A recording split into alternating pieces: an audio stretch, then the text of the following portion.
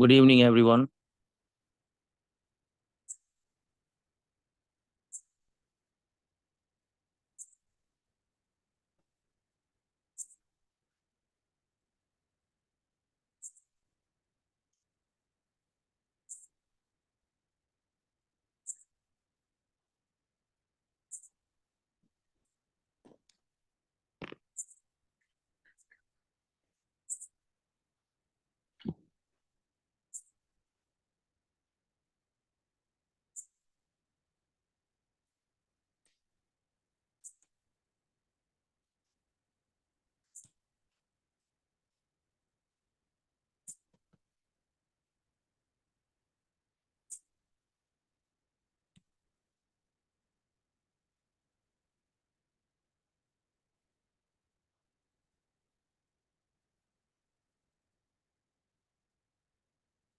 Well,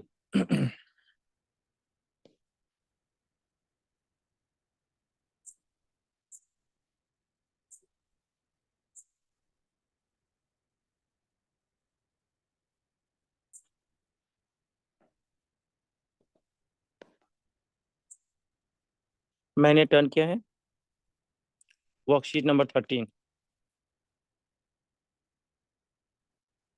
क्या आप मेरी बात को ठीक से सुन पा रहे हैं? मैं इसीलिए पूछ रहा हूँ क्योंकि थोड़ा जनरेटर चल रहा है, लाइट की प्रॉब्लम है। थोड़ा कमेंट बॉक्स में बता दीजिए हाँ। क्या आप मुझे आसानी से सुन पा रहे हैं? अपना जवाब हाँ या यस में दीजिए।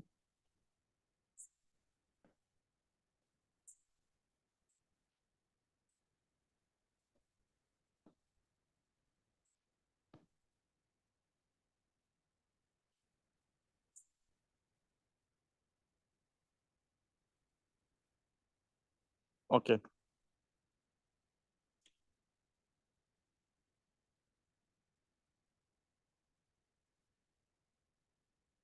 वेल, तो आज जो हम लेसन सीखने जा रहे हैं इसे लोग टेंस कहते हैं और ये पहला टेंस है। और इसमें हम किसी इंसान की रोज किए जाने वाले काम को देखते हैं। हालांकि आपके लिए जानना ये ज़रूरी नहीं है कि टेंस है कि क्या है। बस आप इतना जान लें कि आज हम जो टॉपिक पढ़ने जा रहे हैं इसमें हम सीखेंगे कि जो काम हम रोज करते हैं या अक्सर करते हैं, यानी वो करना हमारे एक एक रूटीन है, एक आदत है।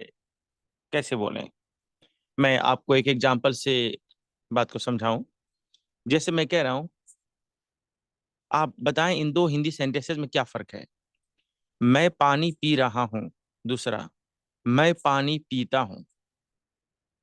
मैं ये नहीं कह रहा हूँ कि आप इसका ट्रांसलेशन बताएं इंग्लिश क्या होगी, ये नहीं पूछ रहा हूँ।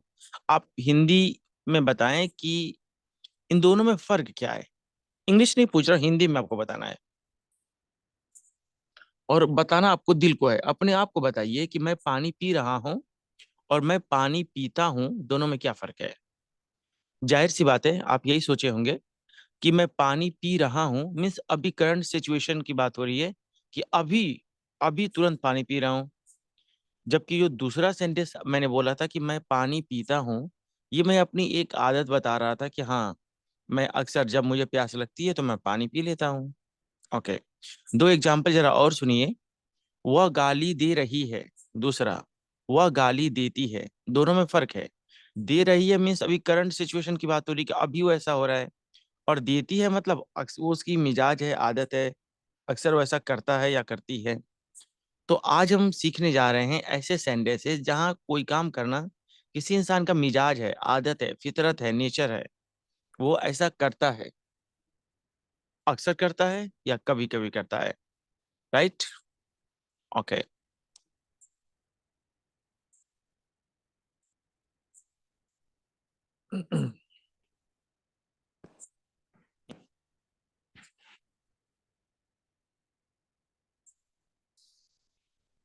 यहाँ पे कुछ लिखा है, सबसे पहले थोड़ा पढ़ते हैं इसको।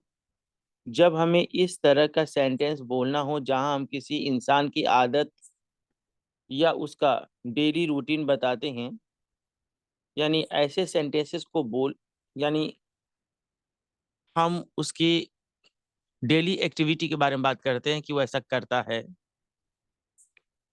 तो ऐसे सेंटेंसेस को बोलने के लिए आप सबसे पहले बोलेंगे सब्जेक्ट। अब बहुत सारे लोगों को यही कंफ्यूजन है कि ये सब्जेक्ट क्या होता है। हम तो कई बार सुनते हैं सब्जेक्ट सब्जेक्ट, ये सब्जेक्ट होता क्या है? देखिए भाई, आप जिसके बारे में बात करते हैं ना, वही आपका सब्जेक्ट है। जैसे अगर आप कह रहे हैं कि चाय गर्म है, किसके बारे में बोल रहे थे? चाय के बारे में, तो वही आपका सब्जेक्ट है। अगर आप कहेंगे कि अ, सीमा सीमा नाराज है, किसके बारे में बोल रहे हैं? सीमा के बारे में, तो वही आपका सब्जेक्ट है। सब्जेक्ट के मतलब आप किसके बारे में बात कर रहे हैं। अगर मैं कहूँ कि राजू खेल रहा है, किसके बारे में बोल रहे हैं आप? राजू के बारे में, तो वही हो गया आपका सब्जेक्ट। आईफोन महंगा है, किसके बारे में बात कर रहे हैं? आईफोन के बारे में, तो आईफोन आपका सब्जेक्ट सब्जेक्ट हो गया। आम मीठा है, किसके बारे में बात हो रही है? आम के बारे में। भाई जिसके बारे में बात होती है, जो मेन कैरेक्टर है उस सेंटेंस का, वही तो सब्जेक्ट होता है। वाल तो सबसे पहले आप जिसके बारे में बात करेंगे उसको लिखेंगे। उसको लिखने के बाद, उसे लिखने के बाद आप लिखेंगे वर्ब का फर्स्ट फॉर्म। अब आप सोचेंगे सर ये वर्ब का फर्स्ट फॉर्म क्या होता है, जरा इसके बारे में मुझको बता दें। देखिए, वर्ब मिस होता है एक ऐसा वर्ड जिसमें काम दिखाया जाए। आपको अलग अलग वर्ड बताया गया है। किसी में बताया गया था कि यह किसी का नाम होता है, जैसे चेयर, ये एक नाउन है, मतलब किसी का नाम है। लैपटॉप किसी चीज का नाम है। ट्री किसी चीज का नाम है। उसी तरीके से आपको कुछ और वर्ड बताया गया था जिसमें किसी इंसान के बारे में कोई अच्छी या बुरी जानकारी देने के लिए बोली जाती है, जैसे अच्छा, दुबला, पतला, छोटा, मोटा, अंधा, लंगड़ा, बहरा। ये सब एडजेक्टिव्स कहलाते हैं। इसमें कोई काम नहीं दिखाया जाता है, बल्कि किसी के बारे में बताया जाता है कि वो है कैसा। दुबला है, पतला है, छोटा है, मोटा है, अंधा है, लंगड़ा है, ऐसा है, वैसा है। तो उसी तरीके से कुछ कुछ ऐसे वर्ड्स हैं जिनमें काम का जिक्र होता है, जैसे आना, खाना, जाना, पढ़ना, पढ़ाना, देना, लेना, हंसना, मुस्कुराना, झूठ बोलना, सच बोलना। ठीक है। तो जब आप काम का जिक्र करते हैं ना, कि ये काम करना, वो काम करना, तो ऐसे वर्ड को हम वर्ब कहते हैं। अच्छा, जो ये वर्ब यानी काम बताने वाला जो वर्ड होता है ना, उसके 5 शक्ल हैं, 5 अलग अलग फॉर्म है, रूप है। अच्छा, आप सोचेंगे 5 फॉर्म क्यों है? क्योंकि ना वो 5 अलग अलग सिचुएशन की बात होती है, और उसे जानना आपके लिए बेहद जरूरी है। मेरा एक बै मेरे पास एक बैच है, रात 9:30, सॉरी 11:30, 12:30। उसमें कुछ दिन पहले एक टॉपिक चल रहा था, क्या इंग्लिश बोलने के लिए ग्रामर जरूरी है या नहीं। अच्छा, तो अभी आज जो मेरा ऑफलाइन क्लास था, उसमें एक लड़का स्पीच दे रहा था। तो दो लोग आपस में बात कर रहे थे। तो एक बच्चे ने आज कहा है कि यू जस्ट स्पीक। उसने कहा है यू जस्ट स्पीक। अच्छा, तक दो लोगों में तकरार हो रही थी, तो एक ने कहा यू जस्ट स्पीक। उसको उसके दिल में ये चल रहा था, या वो ये कहना चाह रहा था कि तुमने अभी तो कहा है, तुमने अभी कहा है। और इंग्लिश में क्या बोल रहा है? You just speak. ओके। अभी मैं आपको एक चीज बताऊं, जो स्पीक है ना, ये वर्ब का पहला शक्ल है। 5 शक्ल होते हैं, पहला शक्ल है। तो पांचों का अलग अलग काम है। पहला शक्ल का काम बता दूं। पहला शक्ल बोलेंगे तो सुनने वाला ये समझेगा ना कि ऐसा करना आपका नेचर है, आदत है, आप रोज करते हो। अच्छा, और जरा तीसरा के बारे में बता दूं। आप कहेंगे सर जरा तीसरा के बारे में क्यों, पहले दूसरा के बारे में बताइए ना। देखिए, मैं अभी आपको पांचों बता नहीं रहा हूँ, उस लड़के की बात को बस एक्सप्लेन करने के लिए बता रहा हूँ। जब मैं आपको पूरा बताऊंगा ना, तो 1 से लेकर 5 तक आराम आराम से बताऊंगा। थोड़ी सी उसकी बात को जानने के लिए मैं कह रहा हूँ। तो फर्स्ट फॉर्म उसने बोला था स्पीक, और स्पीक का मतलब होता है कि बोलता हूँ, ऐसा करता हूँ, मेरा रोज का काम है। और उस लड़की के मन में चल रहा था कि अब तुमने तो अभी कहा है, या तुमने अभी कहा है। और जब कोई इंसान किसी काम को अभी अभी किया है ना, तुरंत किया है ना, तो इस बात को जाहिर करने के लिए थर्ड फॉर्म का इस्तेमाल किया जाता है। थर्ड फॉर्म का मतलब होता है कि कोई काम अभी अभी हुआ है, कोई काम बहुत जल्द हुआ है, और थर्ड फॉर्म के पहले लाजमी तौर पर हैव या हैज आएगी। ठीक है। तो उस बच्चे को कहना चाहिए था, you have just spoken, you have just spoken, you have just spoken. तो इसका मतलब ये हुआ कि तुमने अभी भी तो कहा है। लेकिन वो क्या बोल रहा था, यू जस्ट स्पीक। अच्छा, यू जस्ट स्पीक का जरा हिंदी मीनिंग देखिए। तुम अभी कहते हो, बताइए, इसका मतलब तुम अभी कहते हो। तो यही है फॉर्म सीखने का और नहीं सीखने का नतीजा। आप अगर फॉर्म नहीं सीखेंगे तो आपके दिल में रहेगा कि मैं तो ये बोल रहा हूं, असल में आप बोल कुछ और रहे हैं, उसका मीनिंग कुछ और निकल रहा है। वेल, तो कहने का मतलब ये है कि एक वर्ब के 5 फॉर्म होते हैं, पांचों का अलग अलग सिचुएशन है। आप ऐसे सिंपली समझ लीजिए, एक बहन है अपनी, वो किचन में खाना पका रही है, तो उसको मालूम नहीं होता है कि ऑयल का इस्तेमाल कब करना है, मिर्चा का कब करना है, नमक का कब करना है, दाल वो चाहे चीनी का कब करना है। वैसे ही एक वर्ब के 5 फॉर्म होते हैं, और पांचों का अपना अलग अलग मकसद है कि ऐसी बात होगी तो ये इस्तेमाल करना, वैसी बात होगी तो वो इस्तेमाल करना। फिलहाल मैं आज पांचों तो आपको नहीं बताऊंगा, क्योंकि आने वाले दिन में अगर जब स्टेप बाय स्टेप आगे बढ़ेंगे तो आ जाएगा। लेकिन आज हम शुरुआत कर रहे हैं पहला से। पहला का इस्तेमाल क्या है, वही जो आप अपना रोज डेली एक्टिविटी वाले काम बताओ। हाँ, चाहे अपनी आदत बताओ, रूटीन बताओ। अगर कोई आदमी बोले कि वह तो सिगरेट पीता है, तो इसका मतलब ये ना समझो भाई कि सिगरेट उसके मुंह में लगा है। अरे अभी नहीं पी रहा है, अभी सो रहा है वो, लेकिन वो ऐसा करता है। आधी बात समझ में? वेल, तो फर्स्ट फॉर्म का मतलब होता है कि एक ऐसा वर्ड जिसमें कोई काम दिखाई जाएगा और वो काम बताया जाएगा कि अक्सर ऐसा होता है। अच्छा, मैं एक चीज और आपको बता दूं कि जो मैंने भी आपको कहा कि एक वर्ब के 5 फॉर्म होते हैं, तो पहला और पांचवा दोनों का इस्तेमाल एक ही जगह होता है। क्या? आदत या डेली एक्टिविटी दिखाने के लिए। हाँ, जहाँ पहला का इस्तेमाल होता है ना, वही पांचवा का इस्तेमाल होता है। अब मुझे आपको ना एक पेज निकाल कर पहले कुछ दिखाना पड़ेगा।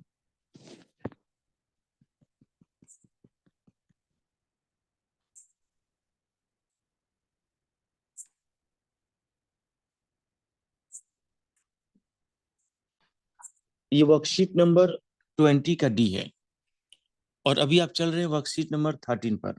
तो मैंने आपसे कहा था ना कि ये बात आगे की स्लाइड में है, लेकिन चूंकि आपको बात समझ में पता नहीं आ रही होगी कि नहीं आ रही होगी, तो मैंने इसको दिखाई आपको। वेल, तो वर्ब का फर्स्ट फॉर्म का इस्तेमाल जहां होता है ना, वहीं पर उसी काम के लिए उसी टेंस में, यानी उसी लेसन में वर्ब का फिफ्थ फिफ्थ फॉर्म का भी इस्तेमाल होता है। अभी कुछ लोग के मन में क्वेश्चन आएगा कि सर पहले तो हम लोग को ये नहीं पता कि वर्ब का फर्स्ट फॉर्म और फिफ्थ फॉर्म में फर्क क्या है, कैसे हम जानेंगे कौन पहला है और कौन पांचवा है। और कुछ लोग तो आप में ऐसे भी होंगे, वो चाहे फर्राटेदार इंग्लिश बोल रहे होंगे, लेकिन वो अपने बचपन में यही पढ़े होंगे कि एक वर्ब के सिर्फ 3 फॉर्म होती है, पहला, दूसरा, तीसरा, फर्स्ट, सेकंड, थर्ड। 5 तक तो सुने भी नहीं होंगे। अगर आप उनमें से हैं, जरा कमेंट बॉक्स में लिखिएगा, यस आई एम, लिखिएगा। ओके। तो सबसे पहले मैं आपको ये बता दूं कि पहला और दूसरा में फर्क क्या है। ठीक है। और क्यों दोनों का इस्तेमाल अ, एक ही टेंस में, एक ही लेसन में हो रहा है। अच्छा, तो फर्क मैं आपको बता दूं कि कोई पहला फॉर्म है ना, फर्स्ट फॉर्म, उसको पांचवा बनाना है, तो उसमें बस एस या ई एस लगा दीजिए, पांचवा बन जाएगा।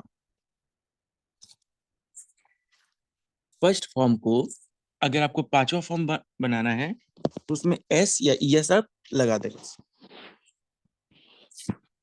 ओके, तो वो पांचवा हो जाएगा।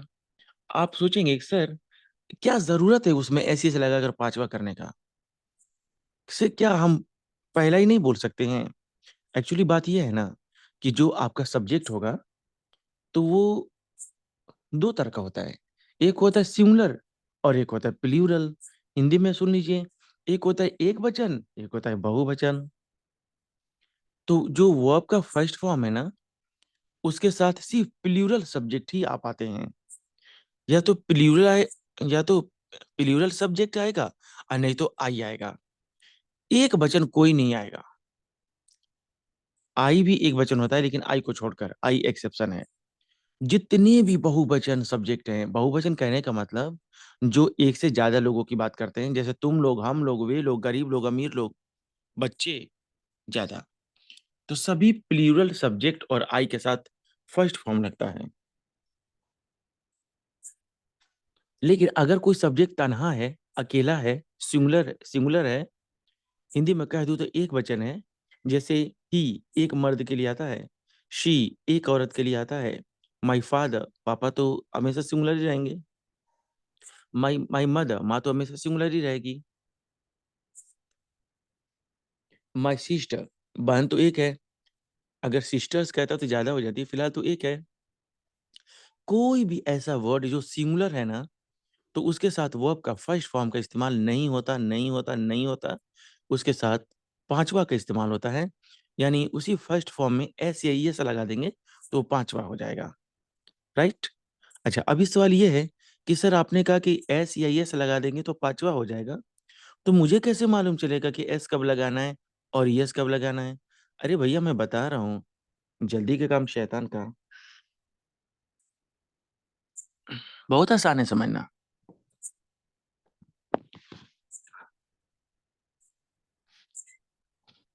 अगर कोई भी वर्ड है,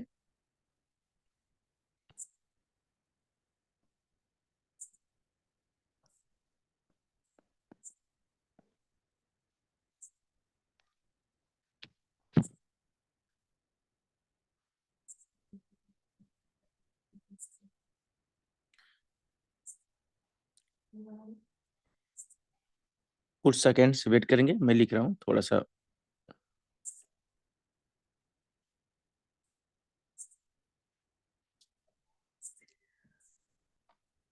ओके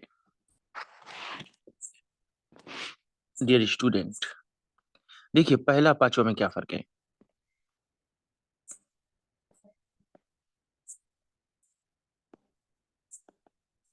मिसाल के तौर पर ये लिखा है ईट, अब इसका पांचवा बनाना है ना तो आप इसमें एस लगा दीजिए। ये लिखा है गो, पांचवा बनाना है ना तो आप इसमें यस लगा दीजिए। सवाल है कि कब एस लगेंगे, कब यस लगेगा। Very simple. कोई वर्ड है जिसके लास्ट में डबल एस आ रहा है, या सी एच आ रहा है, या एस एच आ रहा है, या एक्स आ रहा है, या ओ है, इनमें से कोई है ना तो आप यस लगाएंगे। इनमें से नहीं है तो बस एस लगा दीजिएगा। मिसाल के तौर पर पढ़ाना की इंग्लिश होती है टीच। बताइए क्या ये सी एच है और ये मैच कर रहा है ना, यस लगा दीजिए। गुजरना की इंग्लिश होती है पास, क्या ये डबल एस से मैच कर रहा है ना, यस लगा दीजिए। एस एच वॉश, क्या एस एच मैच कर रहा है ना तो ईएस लगा दीजिए।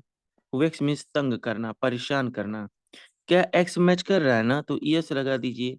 गो मिस जाना, ओ मैच कर रहा है ना तो ईएस लगा दीजिए। वीप, पी मैच कर रहा है ना, कहाँ मैच कर रहा है, नहीं मैच कर रहा है, तो बस एस लगा दीजिए। ईट, टी मैच कर रहा है, नहीं, एस लगा दीजिए। स्पीक, के मैच कर रहा है, नहीं, तो बस एस लगा दीजिए।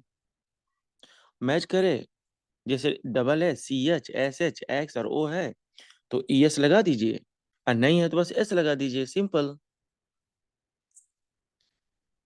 तो क्या मैं आपसे उम्मीद कर सकता हूँ कि आपको अभी तक जो बातें बताई गई कि वो फर्स्ट फॉर्म से पांचवा फॉर्म कैसे बनाना है, ये बात आपको समझ में आ गई?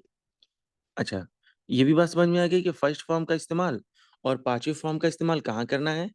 नहीं समझ में आई तो थोड़ा यहाँ पे मैं आपको बता दूं। हालांकि मैं अभी नहीं बताना चाह रहा था, बच्चे का एडमिशन एलकेजी में हो तो सही होता है, डायरेक्ट बीए में हो जाएगा तो परेशान हो जाएगा। लेकिन मैं जानता हूँ कि आप लोग सोच रहे होंगे कि सर बताइए बताइए। वेल, देखिए लिखा है एक वर्ब के पांच फॉर्म होते हैं, पहला है ये है,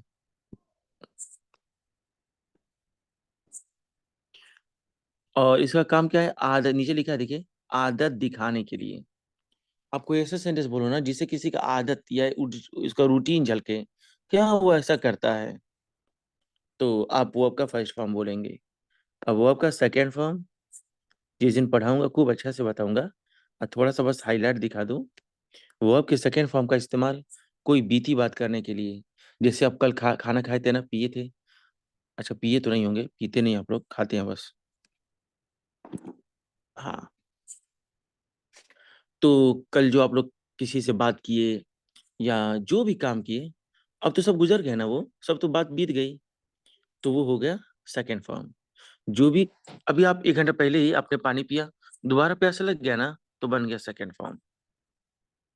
सेकेंड फॉर्म का मतलब एक ऐसा काम जो गुजर गया है, प्रेजेंट से उसका कोई लेना देना है ही नहीं। पानी पिए थे, दोबारा प्यास लग गया। फीस जमा किए थे, तो उसका टाइम पूरा हो गया, फीस से करना पड़ेगा। मोबाइल रिचार्ज किए थे तो 28 दिन या 30 दिन जो भी है हो गया। तो जब भी वो चीज खत्म हो जाती है तो बन जाती है सेकेंड फॉर्म। लेकिन सपोज कल आप गिर गए थे, कल आप कहीं से गिर गए थे, और आपके पैरों में चोट अभी भी है। कल गिरे थे, परसों गिरे थे, 4 दिन पहले गिरे थे, लेकिन अभी भी आपके पैरों में चोट, वो तकलीफ अभी भी महसूस कर रहे हैं ना। जब तक आप महसूस करेंगे तब तक वो बीता हुआ नहीं है, वो सेकेंड फॉर्म नहीं है, वो है थर्ड फॉर्म। आपने कोई काम किया है, लेकिन उसका असर जब तक आपको नजर आएगा। आपने खाना खाया सुबह में, ये रात हो गई है लेकिन अभी तक कोई डाइजेस्ट नहीं हुई है। तो वो जब तक डाइजेस्ट नहीं हो जाए तब तक वो, ये थर्ड फॉर्म है। जब डाइजेस्ट हो गई, बात खत्म हो गई, बात उसकी सारा मामला खत्म हो गया, तो बन जाएगा सेकंड फॉर्म। वैसे जब हम लोग आएंगे ना if second form third form पर, तो खूब डिटेल से बात होगी। बस आपकी दिलचस्पी थी कि थोड़ा हम जान लें, इसलिए मैंने आपको बता दिया। और जैसा कि मैं पहले कहा कि कुछ लोग तो बस 3 तक ही पढ़े रहते हैं। 3 तक पढ़े रहते का कहने का मतलब ये नहीं कि तीसरी तक पढ़े रहते हैं। मतलब first form, second form, third form यही जानते हैं। लेकिन जरा चौथा फॉर्म देखिए, जिस वर्ब में आईएनजी लग जाता है ना, उसको फोर्थ फॉर्म कहते हैं। इसका काम क्या है? बताना कि कोई काम जारी है या चल रहा है। और पांचवा फॉर्म, फिफ्थ फॉर्म ये होता है जिसमें आप यस या यस लगा देते हैं, और इससे भी आदत दिखाई जाती है। इस्तेमाल किसके लिए होना है? सिंगुलर के लिए। कोई आपसे पूछे कि बताओ वर्ब के फिफ्थ फॉर्म का इस्तेमाल क्या है, तो आप कहेंगे किसी इंसान का आदत, रूटीन दिखाने के लिए। फिर पूछेगा अच्छा बताओ वर्ब के फर्स्ट फॉर्म का इस्तेमाल क्या है, और आप वही बात बोलेंगे, आदत या रूटीन दिखाने के लिए। तो बोलेगे जब दोनों का काम एक ही है तो क्या फर्क हुआ? कहिए इसका इस्तेमाल किया जाता है सिंगुलर, जो तन्हा हो। जैसे आप लोगों में से कई लोग अभी तन्हा है ना, सिंग, सिंगल है ना, तो आप सभी के साथ लगेगा फिफ्थ फॉर्म। हाँ, लेकिन अगर सब्जेक्ट प्लूरल है, जिसको आप बहुवचन कह लेते हैं, हाँ, तो उसके साथ लगेगा ये फर्स्ट फॉर्म, एस यस नहीं लगेगा। अगर इतनी सी बात आपको समझ में आ गई तो जरा कमेंट बॉक्स में बताइए एवरीथिंग इज फाइन। और आपको मैं एक चीज बता दूं, ये टेंस का पहला दिन है, तो आज ना थोड़ा सा टाइम लगेगा। मीन्स आज मुझे आपको कुछ ज्यादा बातें आपको बतानी होंगी। कल से नहीं, कल से आसान रहेगा, बस सेंटेंस बोलूंगा और आप पढ़ते जाएंगे। आज आपको थोड़ा सा ज्यादा बातें सुननी पड़ेंगी। क्यों? क्योंकि अब शुरुआत की है ना टेंस, तो कुछ ना कुछ आपको पहले बताना पड़ेगा, सब्जेक्ट क्या होता है, वो अब क्या होता है। ठीक है। हाँ, तो एक दिन थोड़ा आप हौसला रखेंगे, और कल से नहीं बताना पड़ेगा, क्योंकि रूल शुरू में ही बताना पड़ता है। तो जरा आप मुझे बताएंगे कि अभी तक जो बातें बताई गई, वो उसमें कंफ्यूजन है, दोबारा सुनना चाहते हैं, कि बात समझ में आ गई? अगर आ गई तो मैं जरा आगे बढ़ूं।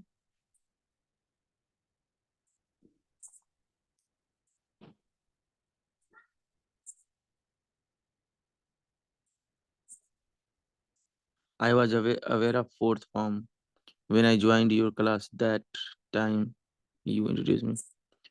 Everything is fine sir, go ahead sir.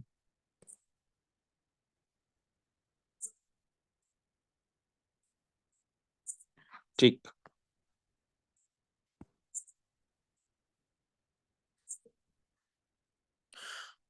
कुछ लोग ऐसे हैं ना, जो अगर जैसे कमेंट में कर रहे हैं कि एवरीथिंग इज फाइन,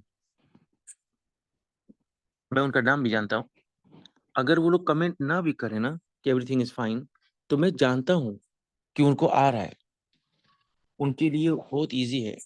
मैं तो उन लोगों को कह रहा हूँ कि आप कमेंट करिए, जो नए हैं, जो नए नए ज्वाइन हुए हैं, क्योंकि मैं उनके बारे में नहीं जानता।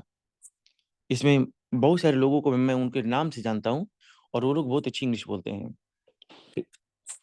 तो वो लोग तो मैं जानता हूँ कौन लोग आ रहे हैं, लेकिन वो लोग भी जरा कमेंट किया करें, जो लोग नए हैं। जैसे आज अभी एक है गुलशन शेख।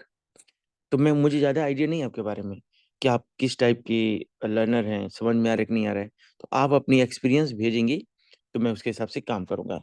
जो भी नए बंदे हैं, आप लोग अपना बताया करें, कमेंट बॉक्स में बताया करें। वेल, तो चलिए थोड़ा सा काम करते हैं। अभी बहुत कुछ बातें बतानी है, लेकिन थोड़ा सा काम कर लें। यहाँ लिखा है, मैं खाता हूँ। मैं की इंग्लिश क्या होती है? ऑफ कोर्स आई होती है। देखिए यहाँ लिखा भी है आई। और खाना की इंग्लिश क्या होती है? ईट होती है। तो कह दीजिए आई ईट। बस इतनी सी बात। कुछ बच्चे कहते हैं, सर वो आप लिखा है मैं खाता हूँ। हाँ तो क्या हुआ? अरे सर हूँ के लिए एम तो लिखिए। नहीं नहीं, वो आपका फर्स्ट फॉर्म के पहले ना कोई हेल्पिंग वर्ब नहीं आती। खास करके इज एम आर तो बिल्कुल नहीं आता। जी हाँ, वर्ब के फर्स्ट फॉर्म के पहले, एक वर्ब के जो 5 फॉर्म होते हैं ना, तो वर्ब के फर्स्ट फॉर्म के पहले, वर्ब के सेकंड फॉर्म के पहले, और वर्ब के फिफ्थ फॉर्म के पहले, अगर मैं ऐसे बोलूं कि पहला दूसरा और पांचवा, पहला दूसरा और पांचवा, तो इसके पहले कभी भी, मैंने कहा कभी भी, कोई हेल्पिंग वर्ब नहीं आती। Never, never and ever. हाँ, वो जो तीसरा और चौथा है ना, उनके पहले हेल्पिंग वर्ब लाजमी तौर पर आती है। खैर उनको छोड़िए, बाद में बात करेंगे उनके। तो फर्स्ट फॉर्म के पहले तो हेल्पिंग वर्ब आती ही नहीं, तो भला हम इज एम आर कैसे लिख सकते हैं? बिल्कुल नहीं लिख सकते। हाँ सर, ये हूं के लिए होता है ना, इज एम आर होता है, आईएनजी फॉर्म आएगा ना तो लगेगा। फिलहाल आईएनजी फॉर्म नहीं आ रहा है, जब आएगा तो लगेगा। जैसे मैं खा रहा हूँ, आई एम ईटिंग। मैं जा रहा हूँ, आई एम गोइंग। मैं हंस रहा हूँ, आई एम लॉफिंग। ओके। फिलहाल जब आप आदत शो करेंगे ना कि मैं पढ़ाता हूँ, मैं मुस्कुराता हूँ, तो वहां पर आप कोई is am are was were have has do does कोई लिखने की कोशिश ना करें। अभी आप सोचेंगे, सर अभी आपने कहा कि डू डज लिखने की कोशिश ना करें। जो बच्चे इसमें थोड़ा होशियार है वो यही सोच रहे होंगे, आपने भी कहा डू डज लिखने की कोशिश ना करें। लेकिन मुझे पता है अभी आप नेगेटिव सेंटेंसेस में जाएंगे, तो आप यही तो कहेंगे, मैं नहीं खाता हूँ, आई डू नॉट ईट। तो बताइए, अभी आपने मुझको मना कर दिया, और कुछ देर पहले आप लाजमी है, लाजिम सी बात है, आप यही कहेंगे कि आप वहां पे डू लिखें। हाँ हाँ, मैं बिल्कुल यही कहूंगा। लेकिन मैंने जो अभी बात बोला है ना, उस बात से मैं कभी पीछे नहीं हटूंगा, कि वर्ब के फर्स्ट फॉर्म के साथ कोई भी हेल्पिंग वर्ब का इस्तेमाल नहीं होना है। जी, मैं जब नेगेटिव सेंटेंस पे जाऊंगा ना, तो मैं वहां वहां भी अपनी बात पे डटा रहूंगा। आप देखिएगा। ठीक है, जब चलेंगे तो बताएंगे, लेकिन मैं अपनी बात से पीछे नहीं हटूंगा। यस।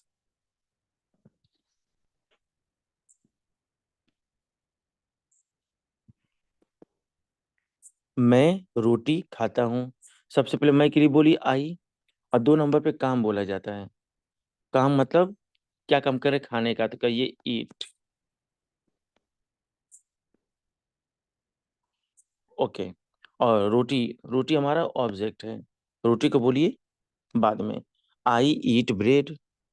कई सारे बच्चे हैं ना, जो मुझसे ये पूछते हैं कि सर आपने अभी कहा कि सबसे पहले लिख दो आई, फिर लिख दो ईट, और रोटी यानी ब्रेड को बाद में लिख दो। सर यही तो मेरी प्रॉब्लम है। मुझको भी पता है कि रोटी को चपाती या ब्रेड कहते हैं, खानों को ईट कहते हैं, और मैं को आई कहते हैं। बच्चे बच्चे को पता है। मेरी प्रॉब्लम ये है कि हमको यही तो नहीं समझ में आता कि क्यों ब्रेड बाद में लिखें, क्यों ईट बीच में ही लिखें, क्यों अभी और बड़ा सेंटेंस आएगा। तो हमें यही नहीं समझ में आता है ना, कौन से वर्ड को कब लिखना है, आपके मन में क्या क्या चल रहा है, ये सारी बातें मुझको मालूम है, क्योंकि पिछले 18 साल से मैं पढ़ा रहा हूँ। आप बस घबराइए मत, पेशेंस रखिए, मैं सब कुछ आपको स्टेप बाय स्टेप बता रहा हूँ। ठीक है? आप क्या क्या सोच रहे होंगे, क्या क्या आपके दिल में आ रहा होगा, ये मुझे पहले से पता है। I am not a magician, but I have experience because a lot of students have asked me before. आपसे पहले ना हजारों हजारों बच्चे मुझसे पूछ चुके हैं, तो मुझे एक आइडिया लग गया है कि आप लोग के दिल में क्या क्या आता होगा। वेल, नहीं, कोई जादूगर नहीं हूं मैं। वैसे तो मेरे मेरे सर बोले थे कि बेटा, तुम तांत्रिक विद्या भी सीख लो, बहुत काम आएगा। हमने कहा नहीं सर, तांत्रिक विद्या हम नहीं सीख पाएंगे, मेरे बस का नहीं। लेकिन आज महसूस हो रहा है कि सीखना चाहिए था। बाय द वे, सेंटेंस पे आइए।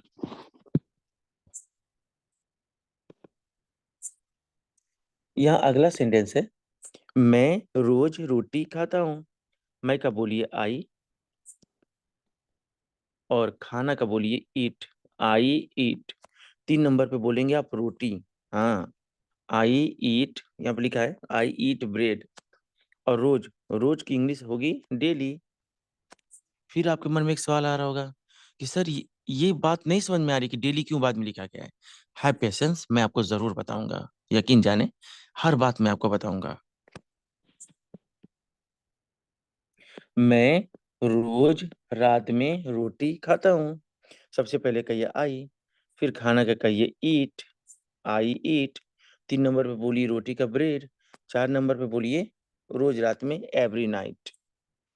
लास्ट सेंटेंस देखिए, मैं रोज रात में घर पर रोटी खाता हूँ।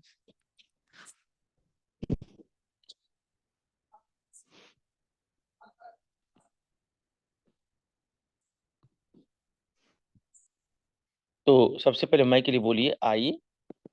हाँ, आई के बाद बोलिए खाना के लिए ईट, फिर रोटी का हो जाएगा ब्रेड, घर पर का एट होम, और रोज में एट। सेंटेंस बन चुका है। आप कहेंगे कि बेशक बन चुका है, लेकिन हम लोग को ज्यादा समझ में आया नहीं है, पता नहीं कैसे कैसे आप बना दिए हैं। अच्छा, ये बात है। चलिए चलिए, मैं अब आपको बताता हूँ कि कैसे कैसे मैंने बनाया। आपकी आपकी प्रॉब्लम का सलूशन यहाँ है। देखो भाई, सबसे पहले ना सब्जेक्ट बोली जाती है। हाँ, आप कहेंगे सर, हमें हमें क्या पता सब्जेक्ट कौन है, ये सब्जेक्ट होता क्या, ये भी तो नहीं पता। वही मैं बोला ना कुछ देर पहले, जिसके बारे में बात करेंगे वही सब्जेक्ट है। जो मेन कैरेक्टर है वही सब्जेक्ट है। जैसे सीता रो रही है, कौन रो रही है, सीता, वही तो है सब्जेक्ट। सीमा इंग्लिश बोल रही है, कौन बोल रही है, किसके बारे में बात कर रहे हैं, सीमा, तो वही हो गई सब्जेक्ट। सब्जेक्ट मतलब मेन कैरेक्टर। अच्छा, लेकिन मेरे बताने के बावजूद भी आपको नहीं समझ में आया ना कि सब्जेक्ट कौन है, तो आपके लिए एक स्पेशल स्पेशल चीज ये है कि यहाँ क्या लिखा है, जरा आप सुनिए तो। सब्जेक्ट ढूंढने के लिए कौन बोलकर सेंटेंस का अंतिम वाला वर्ड पढ़ें। मिसाल के तौर पर यहाँ पर एक सेंटेंस लिखा है, वे लोग कभी कभी बाजार में चिल्लाकर आलू बेचते हैं। आपको नहीं आ रहा है ना सब्जेक्ट ढूंढना, तो सब्जेक्ट ढूंढने का तरीका है कि कौन बोली कौन, कौन बोलकर, और जो सेंटेंस है ना उसका लास्ट वाला हिस्सा बोलिए। एक बार मैं पढ़ दूं, वे लोग कभी कभी बाजार में चिल्लाकर आलू बेचते हैं। कौन बेचते हैं, वे लोग। कौन बेचते हैं, अरे भाई वे लोग। अच्छा, नहीं समझे। अच्छा, मैं कोई दूसरा एग्जांपल ले रहा हूँ। इरापा बंटी कभी कभी घर पर साड़ी पहनते हैं। इरापा बंटी कभी कभी घर पर साड़ी पहनते हैं। कौन पहनता है, पहनते हैं, कौन पहनता है साड़ी, कौन है वो साड़ी पहनने वाला, ऑफ कोर्स इरापा बंटी। ओके, तो जब भी कौन करके सेंटेंस का लास्ट वाला टुकड़ा बोलेंगे ना, तो काम करने वाला तुरंत जाहिर हो जाएगा, सामने आ जाएगा। वह मुझे पीटती है। कौन पीटती है? वह पीटती है। ओके। वाह।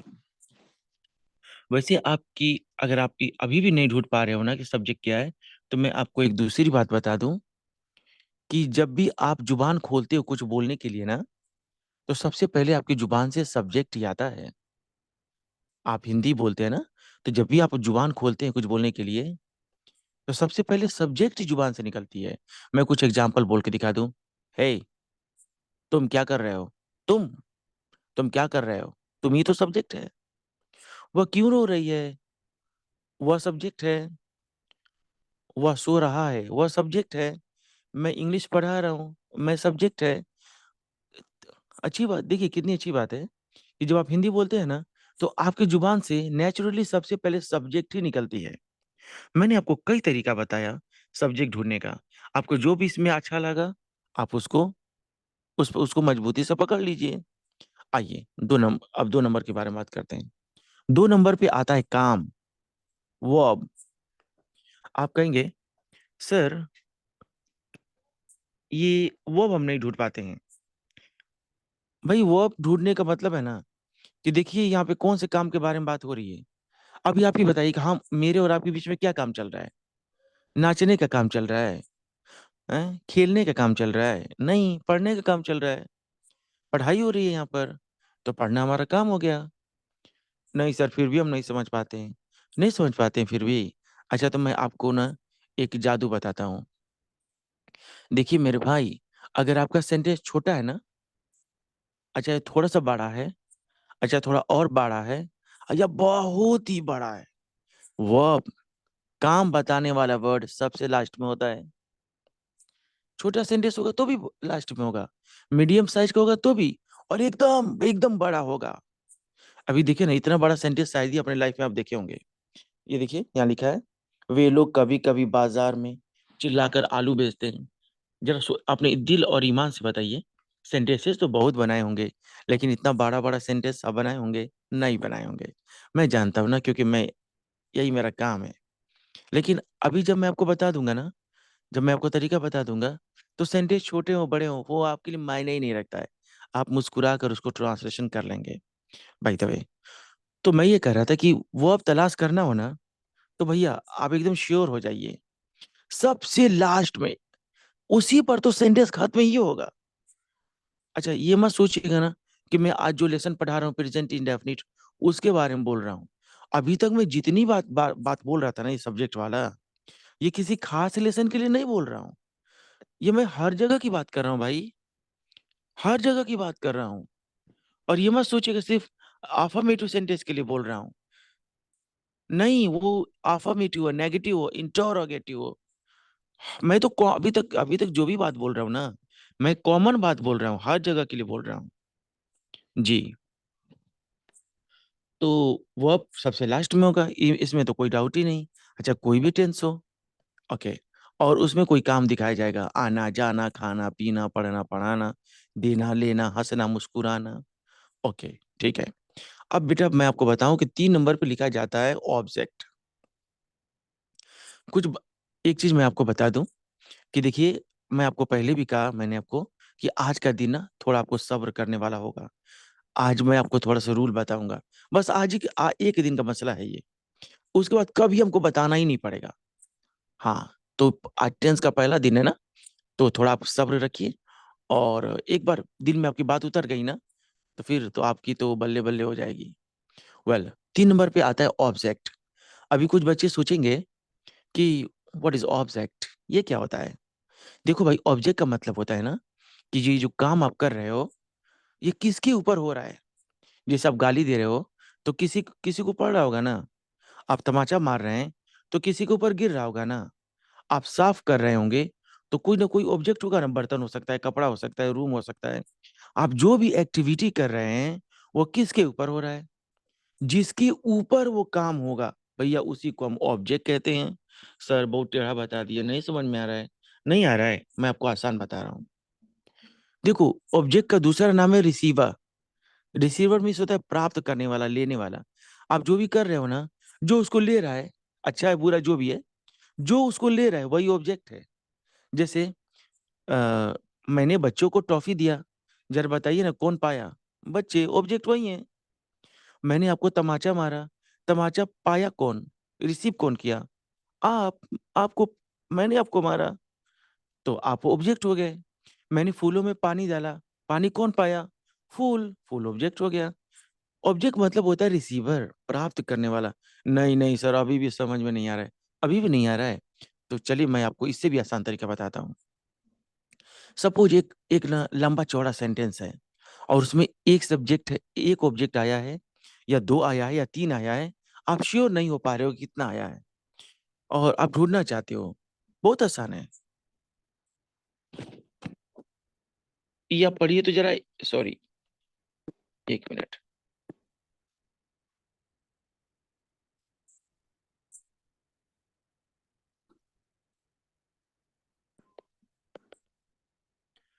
एक बार इसको पढ़ लीजिए तो।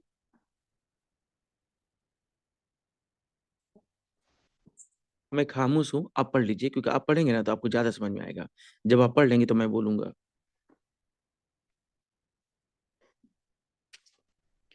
अब मैं बोल रहा हूँ। ऑब्जेक्ट ढूंढने के लिए क्या और किसे बोलकर सेंटेंस का लास्ट वाला हिस्सा पढ़ें। जैसे ना, अगर आप ऑब्जेक्ट नहीं ढूंढ पाते हैं तो आप टेंशन मत लीजिए। आप क्या और किसे बोलकर सेंटेंस का लास्ट वाला हिस्सा बोलें। कई बच्चे मुझसे पूछते हैं ना, सर दो वर्ड क्यों बता रहे हैं, एक क्या और एक किसे? एक ही बताइए ना, बस क्या बोल दीजिए, चाहे किसे बोल दीजिए। मैं कहूंगा नहीं। क्यों नहीं? क्योंकि जो ऑब्जेक्ट होते हैं ना, कई बार लिविंग होते हैं और कई बार नॉन लिविंग होते हैं। अच्छा, हिंदी में बता दूं। ये कई बार होते हैं, ये क्या बोलते हैं उसको, सजीव, जानदार। कई बार होते हैं जानदार, और कई बार होते हैं बेजान। तो जब क्या बोलेंगे ना, तो क्या से पता चलेगा बेजान ऑब्जेक्ट, और किसे बोलेंगे ना, तो किसी से पता चलेगा लिविंग ऑब्जेक्ट, जानदार ऑब्जेक्ट। तो इस चूंकि ऑब्जेक्ट दो तरह के हैं, एक जान वाला, एक बेजान वाला, इसीलिए हमको दो वर्ड बोलना पड़ेगा। सर क्या क्या बोल रहे, बिल्कुल समझ में नहीं आ रहा है। अच्छा, बिल्कुल नहीं आ रहा है। मैं एग्जांपल देकर समझा रहा हूँ। मैंने अंकित को 500 रुपया दिया। मैंने अंकित को 500 रुपया दिया। अब मैं जा रहा हूँ ऑब्जेक्ट ढूंढने। क्या दिया? 500 रुपये। क्या दिया? 500 रुपये। किसे दिया? अंकित को।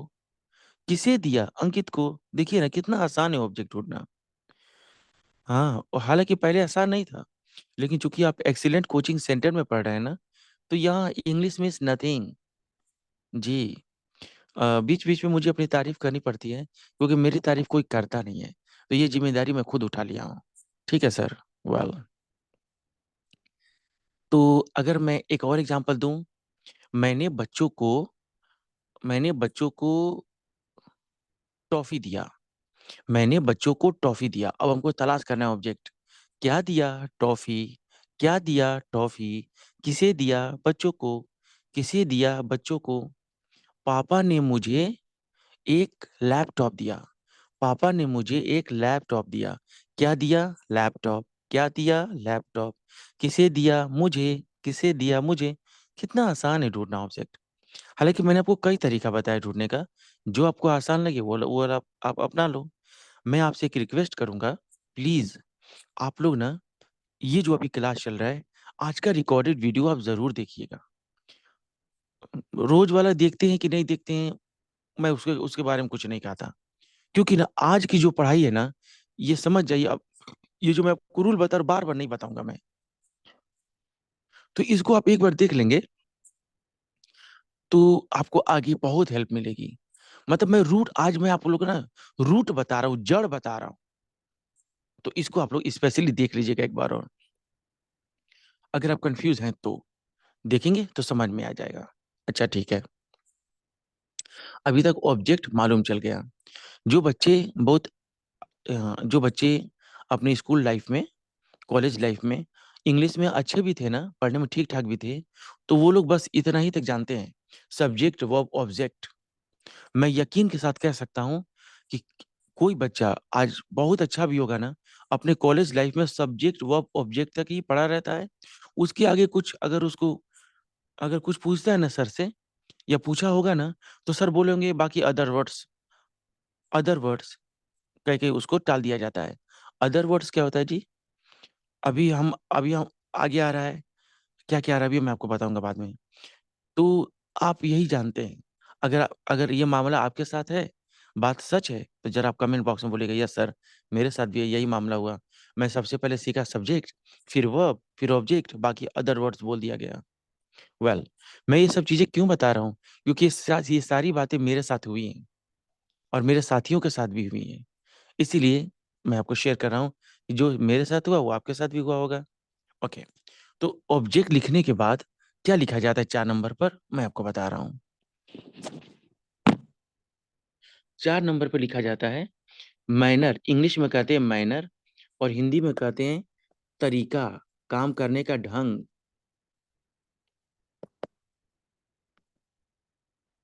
काम करने का ढंग, तौर तरीका। आप कहेंगे सर हमें कैसे मालूम चलेगा कि कौन सा वर्ड तरीका शो करता है? देखो भाई, वैसे तो आपको मालूम चलेगा, क्योंकि अगर मैं ना एक सेंटेंस बोल दूं कि वह गाली देकर बात करता है, वह दुकानदार जो है ना गाली देकर बात करता है, तो क्या आपको पता नहीं चला कि उसके उसके बात करने का अंदाज क्या है? वह शराब पीकर गाड़ी चलाता है, तो क्या आपको मालूम नहीं चला कि उसकी गाड़ी चलाने का अंदाज क्या है? मेरे सर ना मेरे सर मुस्कुराकर पढ़ाते हैं। आपको तो मालूम चल रहा है ना कि मेरे पढ़ाने का क्या स्टाइल है? नहीं सर, हमको नहीं मालूम चल रहा है, नहीं चल रहा है। तो मैं बता रहा हूँ, कैसे बोलिए, कैसे कैसे बोलकर उस सेंटेंस का लास्ट वाला हिस्सा बोलो। तो अगर उसमें काम करने का ढंग, तौर तरीका बताया गया होगा ना, तो जाहिर हो जाएगा। राइट? कैसे, क्या बोला मैंने? कैसे बोलकर। मिसाल के तौर पर मैं एक एग्जाम्पल बोल रहा हूँ और फिर आप कैसे बोलकर ना तलाश करिएगा। वे लोग कभी कभी बाजार में चिल्लाकर आलू बेचते हैं। कैसे बेचते हैं? चिल्लाकर। कैसे बेचते हैं? चिल्लाकर। वह आदमी गाली देकर बात करता है। कैसे बात करता है वो? गाली देकर। कैसे बात करता है? गाली देकर। मेरे अध्यापक मुस्कुराकर पढ़ाते हैं। कैसे पढ़ाते हैं वो? मुस्कुराकर। मेरे अध्यापक डांट कर पढ़ाते हैं। कैसे पढ़ाते हैं वो? डांट कर। कैसे बोलकर सेंटेंस का लास्ट वाला हिस्सा बोलेंगे ना, तो जो भी इंसान का काम करने का तौर तरीका होगा, ढंग होगा, मैनर होगा, वो जाहिर हो जाएगा। ठीक है? ओके। इसके पहले कि मैं आगे बढ़ूं, एक बात मैं आपको थोड़ा बता दूं कि ऐसा वर्ड जिसमें लग जाता है कर, जैसे आकर, जाकर, खाकर, पढ़कर, पढ़ाकर, देकर, लेकर, मुस्कुराकर, ये जो कर लग जाता है ना, इसके बोलने का तरीका भी जरा सीख लीजिए ताकि आपको तकलीफ ना हो।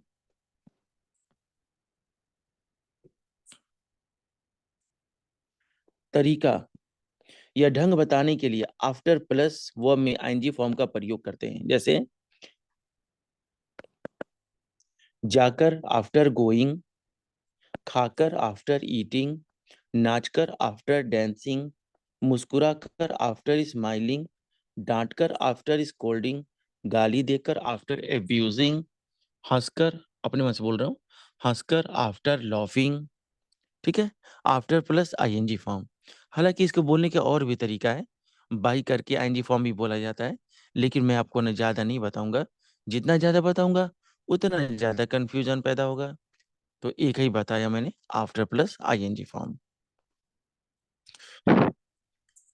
अभी तक मैंने आपको 4 तक बताया। सब्जेक्ट क्या है, वर्ब क्या है, ऑब्जेक्ट क्या है, मैनर क्या है। अभी मैं आपको बताने जा रहा हूँ कि 5 नंबर पे ना जगह लिखी जाती है। और ताज्जुब की बात है, अक्सर मैं देखा हूँ बड़े बड़े लोग ऐसा क्या करते हैं, वो कुछ सेंटेंस बोलते हैं ना, तो सबसे पहले वो ये अपने सेंटेंस की शुरुआत जगह से कर लेते हैं। जैसे मैं कह रहा हूँ, गांव में एक हॉस्पिटल है, तो सबसे पहले कह देते हैं इन द विलेज। भाई जगह पहले नहीं बोली जाती है, जगह सबसे लास्ट में बोली जाती है। हाँ, अगर मैं कहूँ ना जंगल में एक शेर है, तो सबसे पहले लोग कह देते हैं इन द फॉरेस्ट। गलत। जगह बाद में बोली जाती है, पहले नहीं बोली जाती है। 5 नंबर पे जगह बोली जाती है। एक और ना, एक और ये हैरान करने वाली बात है, और मुझे यकीन है कि जो लोग यहाँ ये अ, यहाँ पर जो लोग मौजूद हैं, शायद वो इस गलती को जरूर किए होंगे। क्या गलती? कई बार लोग अपने सेंटेंस की शुरुआत टाइम से कर देते हैं। टाइम सबसे बाद में होती है, देखिए। सबसे बाद में होती है टाइम, सबसे लास्ट में। मिसाल के तौर पर कई बार कहना होता है आज छुट्टी है, तो कहते हैं टुडे इज हॉलीडे, या today I am going to Lucknow. Today पहले बोल देते हैं, अरे भैया। अच्छा, कई बार होता है ना, कल मैं बनारस गया था, यस्टरडे, पहले ही टाइम बता देते हैं। नहीं भाई, हिंदी का तरीका का पहले टाइम बोल सकते हो आप।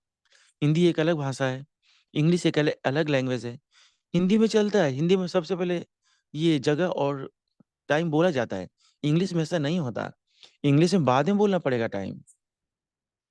इट इज हॉलीडे टुडे, ऐसे बोलेंगे टुडे बाद में। It is raining today. हाँ।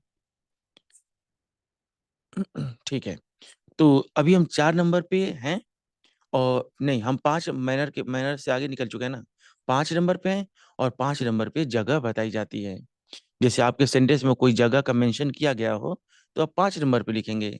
जैसा कि एग्जाम्पल देखिए ना, यहाँ पे लिखा है, वे लोग कभी कभी बाजार में चिल्लाकर आलू बेचते हैं। क्या आपको कोई जगह नजर आ रहा है इसमें? हाँ सर, आ तो रहा है। कहाँ आ रहा है? बाजार में। कहाँ बेचते हैं? बाजार में। तो भैया इसको आपको लिखना पड़ेगा 5 नंबर पे। नहीं सर, हमको तो नहीं आ रहा है समझ में, हम कैसे तलाश करेंगे जगह? अच्छा, आपको नहीं आ रहा है, तो एक काम करो, आप घबराओ नहीं, मैं आपको बता रहा हूँ। आपका इलाज यहाँ पर है। प्लेस ढूंढने के लिए, यानी जगह ढूंढने के लिए, कहाँ बोलकर, और सेंटेंस का लास्ट वाला हिस्सा बोल दीजिए बाबू। ये देखिए, कहाँ, कहाँ बोलकर सेंटेंस का लास्ट वाला हिस्सा बोलो। एक सेंटेंस है, मैं अपने मन से एक सेंटेंस बोल रहा हूँ। वह क्लास में चिल्ला कर इंग्लिश बोलती है। कहाँ इंग्लिश बोलती है? क्लास में। मेरी तो क्या जगह। मैं गांव में हिंदी में बात करता हूँ। कहाँ बात करता हूँ? कहाँ हिंदी में बात करता हूँ? गांव में। कहाँ बोलकर, सेंटेंस का लास्ट वाला टुकड़ा बोलेंगे ना, तो अगर जगह आया होगा तो मालूम चलेगा। हम्म। और भाई अगर टाइम ढूंढना हो, तो टाइम तो सबसे बाद में बोली जाती है। कैसे बोलना है? टाइम कैसे ढूंढना है? कब, कब बोलकर सेंटेंस का लास्ट वाला हिस्सा बोल दीजिए। मिसाल के तौर पर, मैं सुबह में कॉफी पीता हूँ। कब पीता हूँ? सुबह में। मैं रात में बच्चों को ऑनलाइन पढ़ाता हूँ। कब पढ़ाता हूँ? रात में। वे लोग कभी कभी मेरे घर आते हैं। कब आते हैं? कभी कभी। ओके। तो अगर टाइम ढूंढना हो ना, तो कब बोलकर सेंटेंस का लास्ट वाला हिस्सा बोलिए। आप रूपी अगर वहां पर टाइम आया होगा, खुद ब खुद वो जाहिर हो जाएगा, सामने आ जाएगा। मैं आपसे उम्मीद करता हूँ कि जो भी मैंने आपको बात बताया, आपको ये बात समझ में आई होगी। आया कि नहीं, मुझे कैसे मालूम चलेगा? जरा कमेंट बॉक्स में बताइए, और खास करके वो लोग बताइए जो नए हैं। हाँ।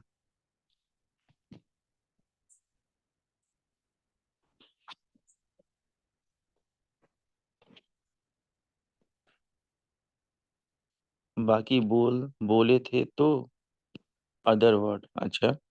Yes sir, you are right. मैंने बच्चों को टॉफी दिया है। आई गिवन नहीं होगा, आई गिवन टॉफी नहीं होगा। वो मैं आपको बताऊंगा, आप थोड़ा सब्र करेंगे। अभी मैं चाहूँ तो अभी बता सकता हूँ, लेकिन स्टेप बाय स्टेप चलूंगा ना, तो एकदम बात दिल में आपकी उतर जाएगी। कभी अभी कुछ बता दूं, फिर कभी कुछ बता दूं, कुछ बता दूं, तो उछल कूद करके पढ़ाने में ना, मैं तो, मुझे कोई प्रॉब्लम नहीं, लेकिन आप लोग प्रॉब्लम में पड़ जाएंगे। तो इसीलिए कहता हूँ थोड़ा पेशेंस रखिए, मैं आपको बुलंदियों तक पहुंचा दूंगा।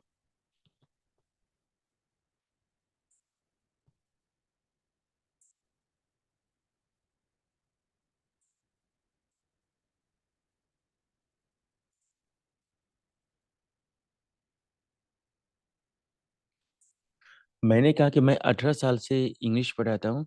तो एक दो लोगों को ताज्जुब हुआ, और जैसा कि आप लोग मुझे देखते हैं तो मैं बहुत हैंडसम ही लगता हूँ। तो सोचते हैं कि यार इतना हैंडसम लड़का है, और 18 साल से बोल रहा है। भैया, ऐसा ऐसा मेरे साथ यही मामला है।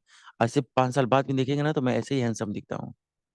और जो मुझसे आज से 10 साल पहले दिखे, वो लोग कहते सर आप तो हमेशा ऐसे ही हैं। तो उस पे ना जाइए। ठीक है। हाँ।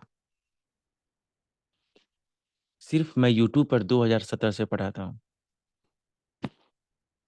हाँ सर, आज एज बता दीजिए। मेरा एज घटता है भाई। आप लोग जो दुआ देते हैं मुझको, मेरा एज घटता है। आप लोग का बढ़ता है ना, मेरा घटता है। आज से 5 साल भी, 5 साल बाद भी देखेंगे, वैसे ही रहेंगे। तो जरा ये बताइए, मैं कमेंट इसीलिए खोल के बैठा हूँ कि आप मुझे वो लोग बताइए आया कि नहीं समझ में, ताकि हमको ये पता चल जाए कि आगे बढ़ना है कि अभी उसको रिपीट करना है। क्योंकि आप लोग फीडबैक देंगे तभी ना। मैं खास करके नए लोगों से पूछ रहा हूँ। जफरुल भाई आपको तो आ गया है, वो तो मैं जानता हूँ। कुछ लोगों को तो मैं जानता हूँ, लेकिन थोड़े नए लोग भी हिस्सा लीजिए। Yes, it is very good trick. Thank you, I have. हाँ ठीक है, ठीक। वेरी रियली है। चलिए, नए लोग से रिक्वेस्ट रहेगा कि नहीं आता, कह दो नहीं आ रहा है। आप डरिए नहीं। नहीं आ रहा तो मैं एक बार और बताऊंगा, 2 बार और बताऊंगा। जो आपके दिल में बताओ। मैं, वही बात है ना, मैं जादूगर तो हूँ नहीं कि आपके दिल में झांक लूंगा। आप बताओगे तो हम उसके हिसाब से आपको पढ़ाएंगे। चलिए आगे बढ़ते हैं।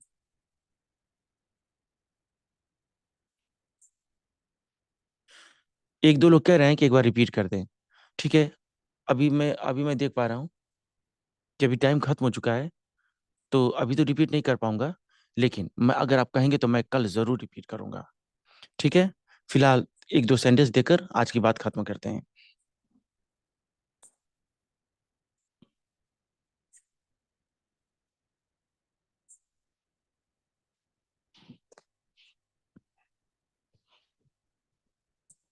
इसी सेंटेंस को जरा देख लीजिए। इतना जो बड़ा बड़ा सेंटेंस है, इसको पहले देखिए।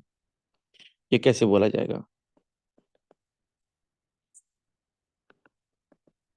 सबसे पहले लिखा है वे, मैं सेंटेंस पढ़ दूं। वे लोग कभी कभी बाजार में चिल्लाकर आलू बेचते हैं।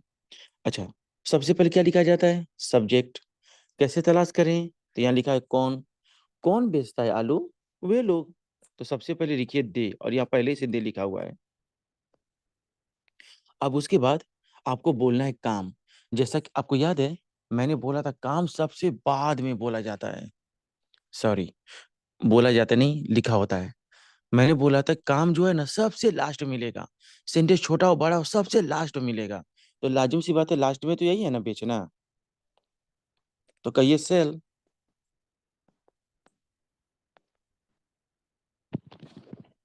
अच्छा, मैंने बोला 3 नंबर पे ऑब्जेक्ट लिखना है। अभी भी यहाँ पर देखिए, यहाँ पर 3 नंबर पे ऑब्जेक्ट लिखना है। अच्छा सर, ऑब्जेक्ट कैसे हम तलाश करेंगे? क्या और किसे बोलकर।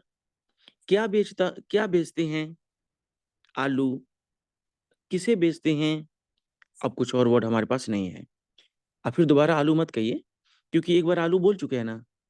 तो फिर बोलने से क्या फायदा, वो तो हमको मिल ही चुका है। जैसे क्या बेचते हैं? आलू, ये मिल गया।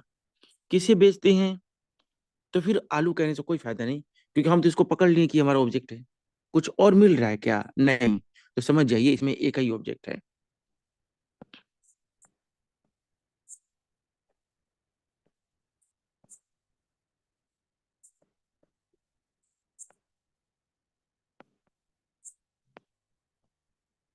वेल, अच्छा 3 नंबर हो गया।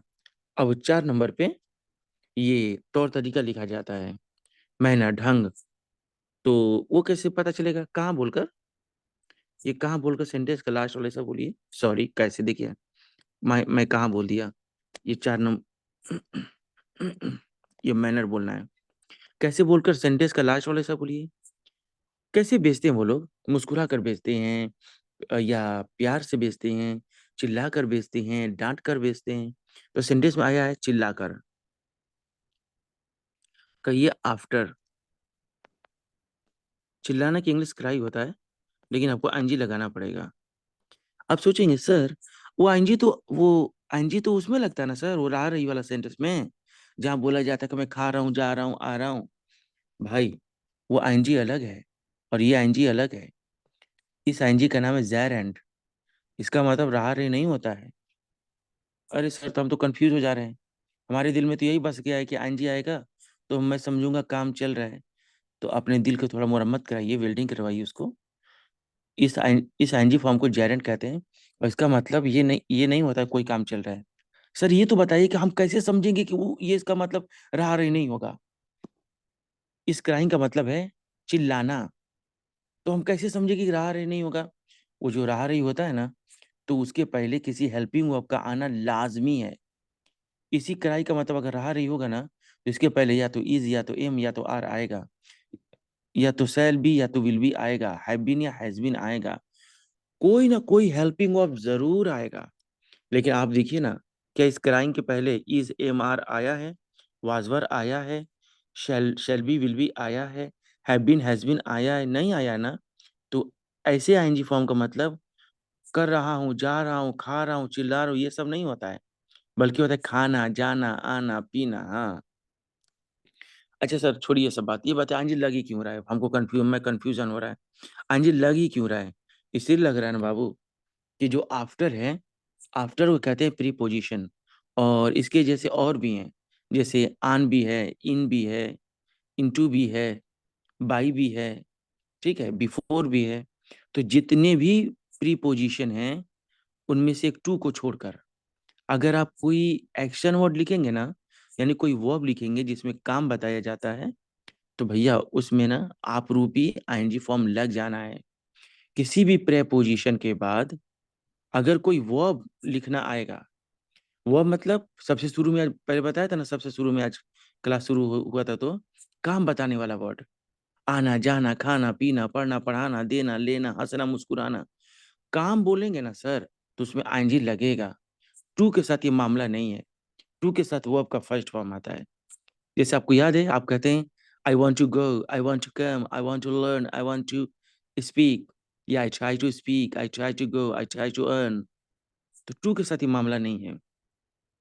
टू को छोड़कर कोई अलग, कोई और प्रीपोजिशन होगा ना, तो नेचुरली उसमें आईनी फॉर्म आपको लगाना पड़ेगा। जी। चलिए आगे बढ़ते हैं। तो कहाँ तक हो गया भैया? चिल्ला कर तक हो गया। अच्छा, 5 नंबर पे आता है, जगह आता है, कहाँ बेचते हैं? बाजार में। कहिए इन द मार्केट।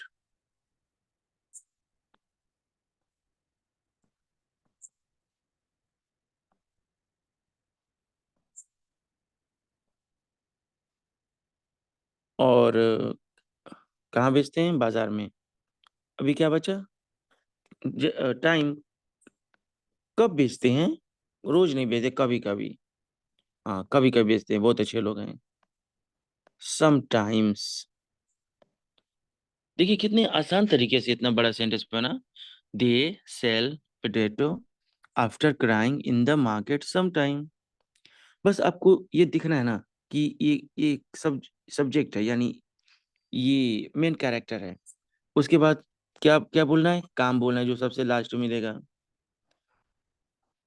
अच्छा, आप लोग का टाइम खत्म हो चुका है, और मैं आपको एक बात बता रहा हूँ। अ, थोड़ा गौर से सुनिएगा। पहले जब मैं स्टार्टिंग में मैं बच्चों को पढ़ाता था, तो बहुत सारे बच्चे ना इतना सीख नहीं पाते थे, इतना मतलब बहुत टफ लगता था उनको। मैंने बहुत मेहनत किया, और मैंने एक ट्रिक बनाया। और वो ट्रिक क्या था, मैं आपको जरा वो बताने जा रहा हूँ। और क्या हुआ ना, कि 2017 में जब नया नया ये यूट्यूब वगैरह आया, तो मैंने कम से कम 7 8 10 वीडियोस डाला था यूट्यूब पर। लेकिन कोई रिस्पॉन्स ही नहीं। 10 15 वीडियोस डाला, और वैसे मजाक में डाल रहा था, कोई उस टाइम कौन उतना सीरियस ले रहा था। तो मैंने सोचा ना कि आज लास्ट वीडियो डालने जा रहा हूँ। अगर आज ये वीडियो नहीं चला, तो यूट्यूब पे नहीं डालेंगे वीडियो। और जिस वक्त मैं यूट्यूब पर वीडियो डाल रहा था ना, मुझे खुद नहीं पता था, लोगों को भी नहीं पता था कि यूट्यूब कभी यूट्यूब हो जाएगा, यूट्यूब से कभी अर्निंग में होगा। वो सब मामला नहीं था। जब नया नया आया था, तो कोई इतना जानता नहीं था। तो मैंने यही काम किया, मैंने अपना ट्रिक बताया। और पता है, उस वीडियो पे आज 6 मिलियन व्यूज हैं। और वो वीडियो हमको बहुत आगे बढ़ाया। क्या बोला था वहां पर? मैं बोला था, देखो बच्चों, आप ग्रामर वगैरह चक्कर में मत पड़ो। आपको इंग्लिश शानदार तरीके से बनाना है ना। देखो, अगर आपको नहीं समझ में आता है कि कौन सा वर्ड क्या क्या लिखना है ना, तो मैं आपको बता रहा हूँ। जो वर्ड सबसे पहले है उसको सबसे पहले लिखो। अब सबसे लास्ट में जाओ, लास्ट में, सबसे लास्ट में जाइए और लास्ट वाले को लिखिए। फिर और पहले आइए, फिर और पहले आइए। एक एक आगे बढ़ते, एक एक कदम आगे बढ़ते जाना है, एक एक कदम आगे बढ़ते जाना है।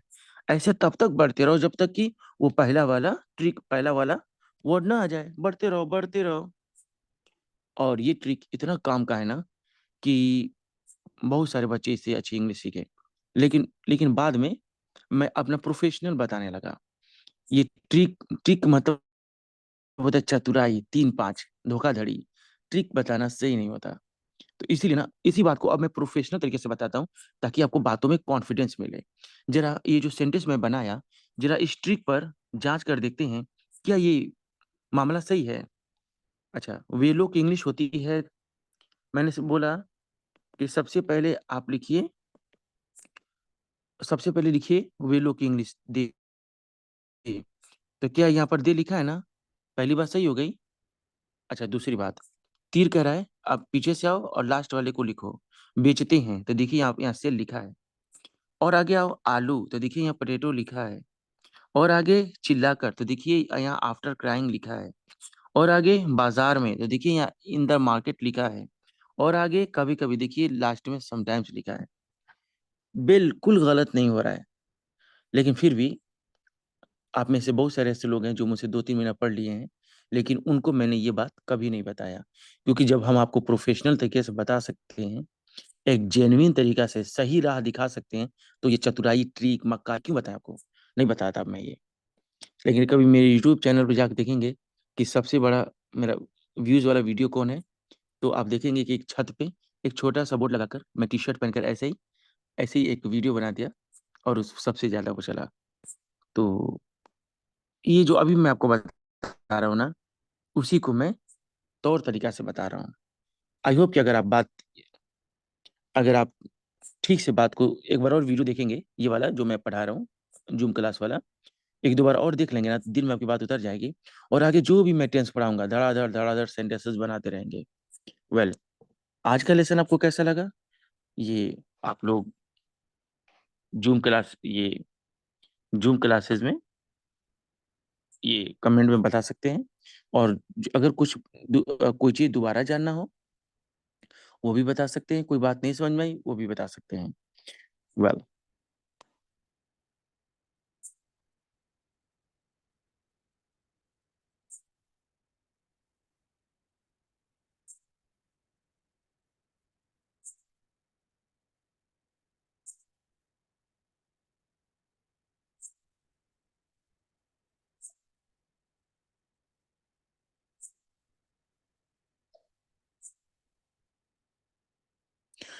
एक साहब कह रहे हैं कि सर एक बात पूछना था। ठीक है, आज तो मत पूछिए क्योंकि आज ऑलरेडी 15 मिनट में लेट हो चुका हूँ।